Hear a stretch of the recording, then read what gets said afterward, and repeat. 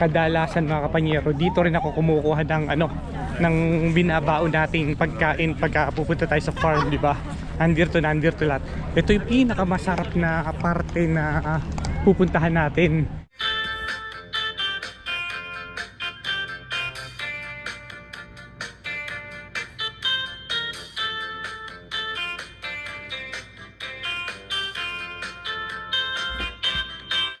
Ayan, magandang araw mga kapanyero. Ito, punta tayo ngayon rito sa Ceiba Beach nga pala. Ito yung ito yung weekly tuwing Sabado na meron ditong flea market. Mga organic na prutas, mga organic na mga vegetable na ibinebenta ng mga local farmers dito. Ito bukas na, kaya pupunta tayo. Ngayon, kaya ako dumaan dito mga kapanyero. Naghahanap ako ng honey, di ba? Yun yung hinahaluan ko ng lemon, hinahaluan ko ng luya, ganun, para sa lalamunan, di ba? Kaya ito ngayon mga kapanyero, dito tayo makakakita ng mga masasarap at purong honey. Glad you went. Oh.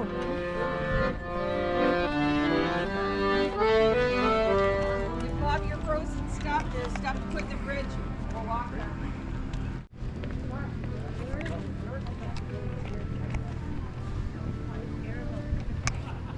Ayun, dun sa dulo mga kapanyero pupunta tayo. Ito rin yung pinakamalapit na lake na dito tayo nagkakayak, dito tayo nagpapahinga, dito tayo namamasyal minsan, di ba? Dito tayo nagkakayak nila inags. Tsaka ng mga tropa. Yan. Pero yung kapitbahay natin, di ba, sa farm, gumagawa rin sila, di ba? Nag-harvest sila ng honey. Yung naipakita ko nga ng mga nakaraang video natin. Pero hindi naman natin alam kung nagbebenta nga sila, di ba? Kaya pero nung mga una dito ako kumukuha talaga ng pure honey. Maghahanap tayo ngayon kung meron na silang available. Pero ayan, no?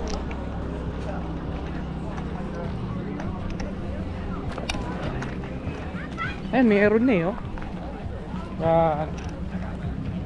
Kadalasan mga kapanyero, dito rin ako kumukuha ng ng binabaon nating pagkain pagka pupunta tayo sa farm, di ba? Nandito lahat.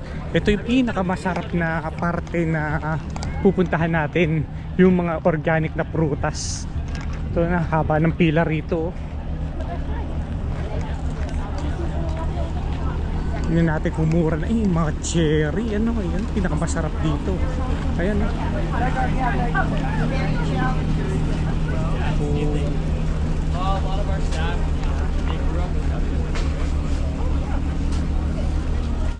bago tayo bumili ng mga prutas, mga ganun, maghanap muna tayo ng honey. Baka nandito sa loob. Kasi yun naman talaga yung pinuntahan natin, di ba? Ito yung loob nito mga kapanyero. Naibalag ko na rin to dati, pero nandito siguro yung honey na hinahanap natin, diba?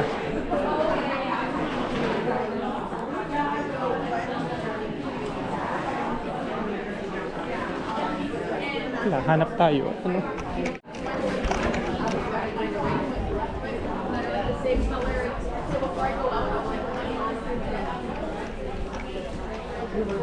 Yun, nakita ko rin lang yung honey. Ayan, ito, nakabili tayo ng honey nga pala, di ba? Kasi naubusan na tayo. Itong honey na to mga kapanyero, araw-araw naglalagay ako ng isang bottled water tsaka lemon na ibinabaon ko sa trabaho. Na yun nga, pagka dahil nga sa sobrang lamig, dahil sa lalamunan, tsaka pampaano na rin sa katawan, di ba? Nakakapagbigay sustansya sa katawan natin, di ba? Kaya nandito na lang rin naman tayo sa Ceiba Beach. Bago tayo pumunta sa farm, i-share ko na rin sa inyo kung ano ba ang itsura ngayon ng lake na lagi natin pinupuntahan. Lagi tayong, kung pwede na ba tayo magkayak dito. Yan, no? Yun! Pwede na. Ganda.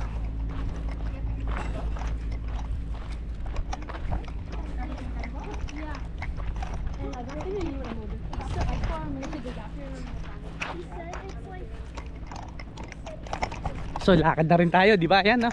Nagse-set up na sila ng mga ayan, mga private na boat nila, speedboat. kayak, tsaka yung mga jet ski. Yan. Pero itong gilid na to mga kapanyero, lilinisin pa yan, hindi pa nakakapaglinis. Pero ang alam kong linis dito, July. Ito. Kasi nga, bago mag July, ito, lilinisin yan. Dahil ang talagang puntahan dito, July, August. Dahil sa sobrang init dito, marami mga bata rito, mga nagtatampisaw. Kasi mababaw lang to eh. Yan. Hindi pa na-set up ng mabuti. Konti pa lang yung mga nakalabas na mga bangka. Pero mga ano yan, sa isang buwan yan, napakadami na rito, napakaganda na rito. Kaya nga, share ko na rin sa inyo itong lugar na to. Yan o, kung nasan tayo ngayon. Ganda o. Di ba? Kaya yun, di ba, nasabi ko rin sa mga dating video natin na pagka puro putik ako, kung saan ako naglilinis ng katawan, dito ako naliligo muna minsan, nagtatampisaw dito sa area na to.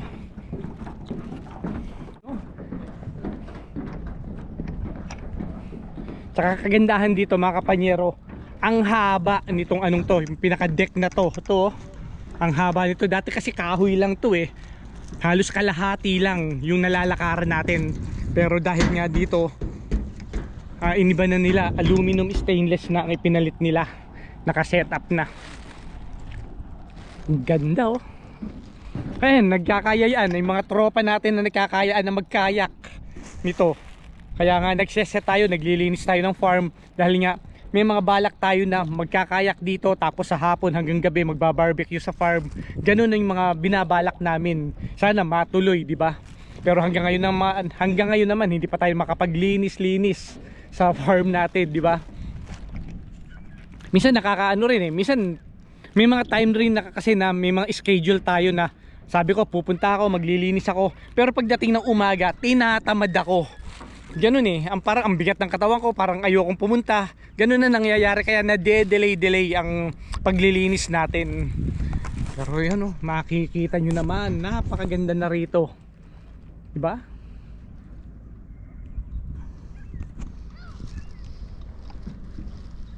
Kakagandahan mga kapanyero, yung tubig, ayan oh, makikita nyo yung ilalim, pero mababaw lang to. Dahil nga karamihan dito, mga bata lang ang mga nagtatampisaw dito. Kung hanggang saan yung area ng dulo na to, yung tinatapakan natin na to, hanggang dyan lang sila pwedeng magtampisaw kasi nga mababaw lang. Wala pang hindi pa talaga actually naka-set up to, ise-set up pa lang sa ngayon. Kaya wala pa. Tsaka yung time ng June, napakalamig pa ng tubig dito. Kaya wala pang ganong mga naliligo. Buti nadaan na rin tayo sa lugar na to dahil nga ang tagal ko na halos isang buwan na akong walang honey na ginagamit. So sa mga susunod, dalawa sana yung bibiling kong honey. Kaso wala akong dalang cash nga pala. Yung iba kasi yung rito, yung ibang yung nagtitinda rito, cash lang ang hinahanap. Pero yung may iba naman dito, pwede yung itatap mo yung card mo, pwede. Yan, kung makikita nyo naman napakalinaw ng tubig.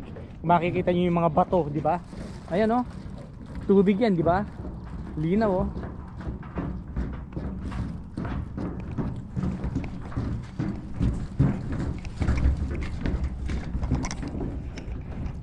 Ganda, di ba? Madalas na rin akong mag-video rito ng mga nakaraang taon na dito ako talaga gumagawa na dito ako namamasyal, dito ako nagpapahinga minsan, dito ako nagmumuni-muni sa lugar na to. Kasi talaga nakakalibang rito, nakakaalis talaga ng pagod pagka nandito ka sa area na to. Dahil nga sa ganda. Alam nyo naman na itong Alberta, itong Edmonton, talagang napapaligiran lang kami ng mga bulubundukin na maliliit lang yung mga lake namin dito. Wala naman kami talagang dagat, di ba? Nabanggit ko na rin to sa mga dati nating video na noon namamasyal kami, nung naghahanap kami ng farm noon, ito yung nakita namin na malapit. Itong lugar na to mga kapanyero, 8 minutes drive away sa farm natin. Pero nung mga una kasi, Dito sa area na yan, yan, may maraming for sale na bahay dyan noon na yun yan, lakefront. Pero napakamahal, hindi namin kinaya. Kaya naghanap kami ng outside na yung malapit lang dito sa lake na to. Yun nga, kaya namin nakuha yung farm. Yan, inulit ko lang din to sa mga una nating video. Kaya kung bago ka lang sa ating channel mga kapanyero, huwag nyo naman kalimutan mag-subscribe. Pakipindot naman ng ating subscribe button para suporta sa ating channel. At ganyan din mga kapanyero, para masubaybayan nyo yung mga development natin. Ayan, ngayong season ng 2026 sa mga development natin doon. Iniintay ko lang na mabawasan yung tao doon sa pila ng mga prutas, ng mga vegetable doon na organic para makabili tayo. Pero ang dami pa rin pila oh. Kaya nga naisipan kong i-share na rin, mamasyal na rin, maglakad-lakad na rin dito sa lake. Para yun nga, maipakita ko sa inyo na ngayong June, ito, nagse-set up na sila, di ba? Itong flea market na to, every Saturday to from 8 o'clock to 1 o'clock itong anong to, itong ganitong mga bilihan na to. Kaya lahat ng mga taga rito, lahat ng mga local na farmers natin dito, mga nagbebenta. Kaya napakaganda na rin ng location na pagkakakuha natin ng farm natin, di ba? At least meron dito na tuwing Sabado pagka gusto mo talaga ng mga organic na gulay, nandito, di ba? Gandahan din kasi sinusuportahan nila yung mga local farmers dito na tinatangkilik nila, di ba? Kaysa bumili sila sa mga malalaking tindahan na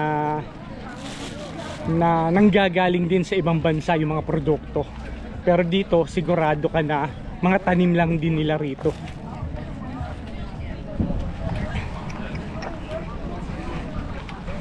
Punta na nga tayo rito sa sa mga prutas. Ayan oh.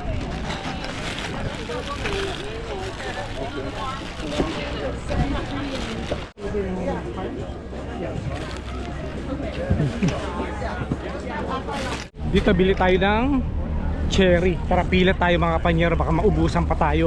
Kasi ito yung ito yung mabili. Napakasarap ng cherry dito sa ngayon. Kaya hanap tayo, tara. Pila na tayo. Ayan oh. At least dito sa sa tindahan ng mga prutas na to, pwede ang credit card.